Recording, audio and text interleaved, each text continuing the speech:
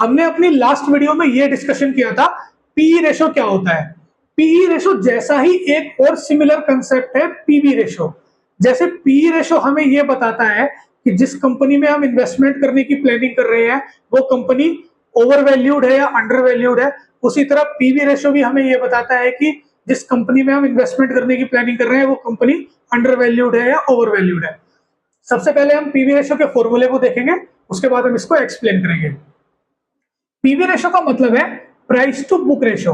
यहां पर P indicate करता है कंपनी का शेयर प्राइस और बी इंडिकेट करता है कंपनी की बुक वैल्यू। बुक वैल्यू का क्या मतलब है?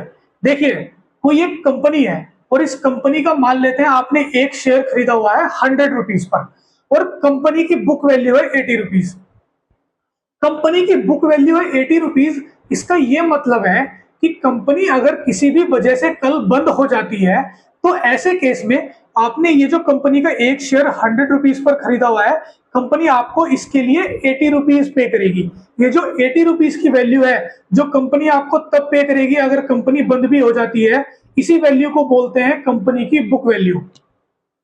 अब पीई वैल्यू को कैलकुलेट करने के बाद अगर वैल्यू 1 या 1 से कम आती है तो ऐसी कंपनी को अंडर वैल्यूड माना जाता है। और अंडर वैल्यूड मानने का ये मतलब है कि कंपनी में अभी इन्वेस्टमेंट करने की अच्छी अपॉर्चुनिटीज है और अगर आप इस स्टेज पर कंपनी में इन्वेस्टमेंट करते हैं तो हो सकता है आपको आने वाले टाइम में अच्छे रिटर्न्स देखने को मिले। और अगर पीई वैल्यू 1 से ज्यादा आती है तो ऐसे केस में कंपनी को ओवर वैल्यूड माना जाता है। और अगर आप इस स्टेज पर कंपनी में इन्वेस्टमेंट करेंगे तो हो सकता है आपको उतने अच्छे रिटर्न्स देखने को ना मिले क्योंकि कंपनी ऑलरेडी ओवर वैल्यूड है। कंपनी का प्राइस उसकी बुक वैल्यू के हिसाब से ऑलरेडी बहुत हाई है। लेकिन कंपनी का ओवर वैल्यूड होने का एक और रीजन हो सकता है।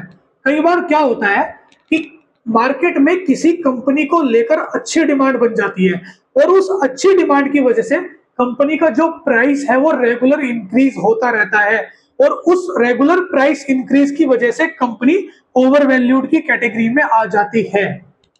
इसको एक एग्जांपल से समझते हैं। मान लेते हैं कोई एक कंपनी है जिसका प्राइस 500 रुपीज है और उसकी बुक वैल्यू है 600 रुपीज।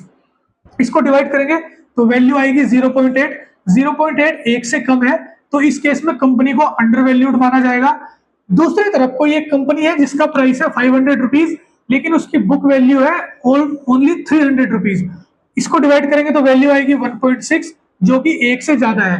इस केस में कंपनी को ओवर वैल्यूड माना जाएगा।